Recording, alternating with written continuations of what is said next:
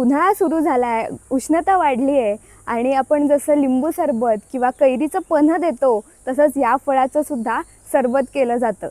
तुम्हाला माहिती आहे हे कसलं फळ आहे? चला दाखवते। तर हे बेलफळ आहे आणि बेलफळाचं बाहेरचं आवरण तसं टणक असतं, त्यामुळे आम्ही हे खलबत्त्याचा जो दगड असतो त्याने हे फोडणार आहोत।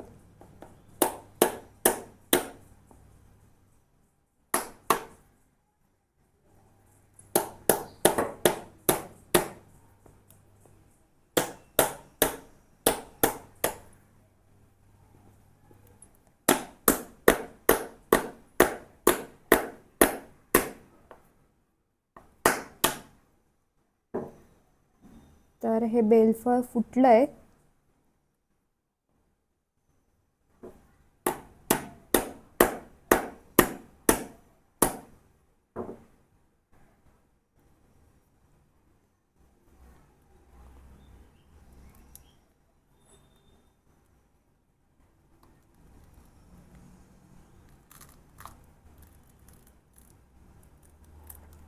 तर हे आतून असं दिसतं। आता हे छान पिवळं दिसतंय कारण हे व्यवस्थित मस्त पिकलेलं आहे, पूर्णपणे कच्चं वगैरे नाहीये। तर आता आपण ह्याचा गर काढून घेऊयात। तर हे एक फोडलंय, आता मी दुसरं पण फोडते। अशा 2 बेलफळांचा आम्ही रस करणार आहोत।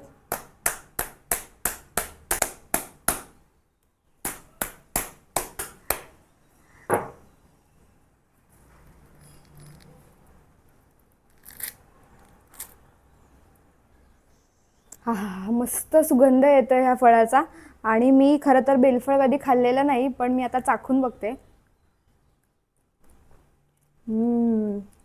मस्त लागतंय। तर हे बेलफळ आहे आणि हे पिवळं आहे कारण जसं मी म्हटलं की ते पूर्ण पक्व आहे। एकदम असं छान गोड लागतंय। हे पिकल्यामुळे हे गोड लागतं। जर का हे पिकलेलं नसेल तर हे थोडंसं आंबट वगैरे असं लागतं। आता ह्या दोन्ही बेलफळांचा जो गर आहे तो मी काढून घेणार आहे चमच्याच्या मदतीने। तर चला दाखवते। खरं तर उन्हाळ्यात थंडावा देणारं आणि पचनक्रिया सुधारणारे म्हणून बेलफळाचा उपयोग होतो।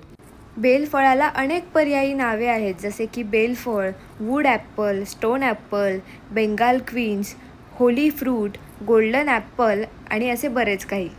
बेलफळाच्या आतमध्ये चिकट असा गर असतो, तो थोडासा काढायला कठीण जातो कारण बरंच स्लिपरी असतं आतमध्ये।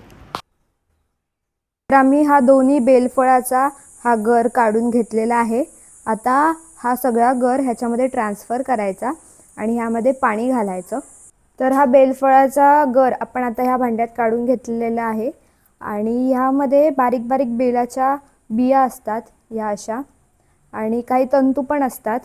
तर ते आपल्याला वेगळे काढून घ्यायचे आहेत, म्हणून आपण ह्यामध्ये थोडं पाणी घालणार आहोत आणि हे जे स्मॅशर आहे त्या स्मॅशरने हे स्मॅश करून त्याचे तंतू आणि बिया वेगळ्या होतील। तर आता आपण पाणी घालून घेणार आहोत।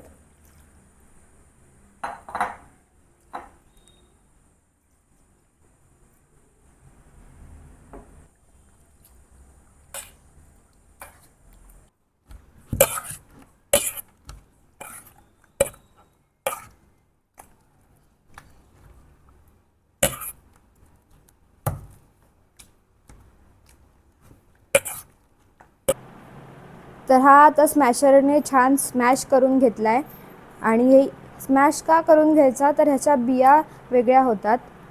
आणि आता आपण ह्या चाळणीमध्ये हा रस गाळून घेणार आहोत। याचा उपयोग उष्णतेचा सामना करण्यासाठी तर होतोच, त्याचबरोबर पचनक्रिया सुधारण्यासाठी सुद्धा होतो आणि अतिसारावर उपचार करण्यासाठी प्रामुख्याने ताजेतवाने करणारा रस म्हणून ओळखला जातो।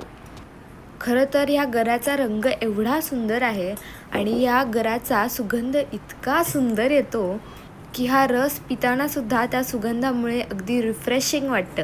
खरं तर बेलफळ, बेलाचं झाड आपण बरेचदा पाहिलेही असेल, पण त्याचे उपयोग, त्याच्या फळाची चव आपण कधी पाहतच नाही, नाही का? तर हा आपण आता बेलफळाचा रस काढून घेतलेला आहे आणि आपण अर्धी वाटी साखर घेतलेली आहे। एक अर्धा चमचाभर संदेव मीठ घेतलेलं आहे, वेलची पूड घेतलेली आहे, जिरे पूड घेतलेली आहे आणि आता हे सगळं आपण ह्यामध्ये घालणार आहोत.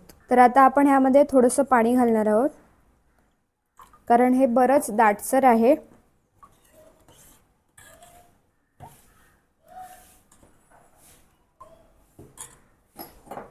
त्यानंतर आपण अर्धा वाटी साखर घालणार आहोत.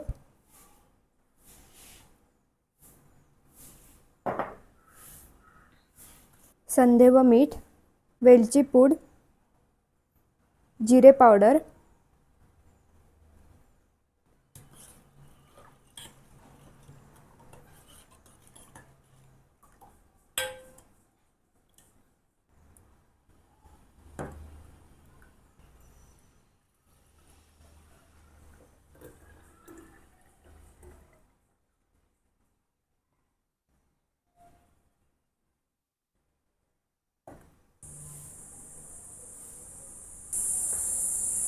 तर हे आहे बेलफळाचं सरबत जे आता आपण बनवलं आणि आता मी पिऊन बघणार आहे.